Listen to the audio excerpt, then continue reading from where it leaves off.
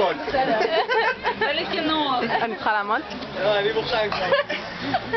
טוב, כשחגי מתחיל עם בחורה, הוא דבר ראשון אומר לנו להתרחק טיפה, שיקבל את המרחב. זה שקר. זה שקר. כי אתם תמיד... זה הולך ככה. אז תבואי חגי, לא להפריע. צעד ראשון, ידיים למעלה. צעד שני, תחת ימינה. ואז חגי ניגש אליה, מתחיל להתחכך בה, כן. ואז אם היא שמה לב, הוא מדבר איתה באיטלקית. באיזה שעה תופש לה בתחת? רגע, זה לא הוא, זה יואב.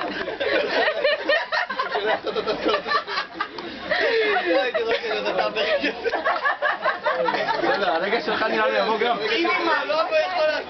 אם היא מאמינה לזה שהוא איטלקי, זה אומר שממש ישראלית מטומטמת בחו"ל. בדרך כלל מהקריות.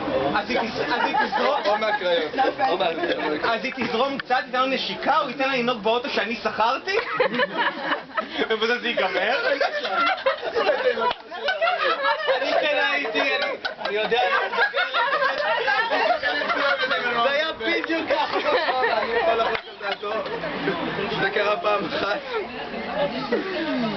ויואב, זה היה צריך לקום. שכחתי. אין לה מראה. יואב טוען, המשפט של יואב זה שהוא לא מעוניין.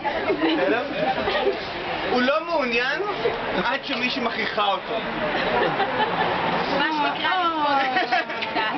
ועד שהיא מכריחה אותו, יואב לא מבזבז זמן כמו חגי בריקודים וזה, הוא ישר...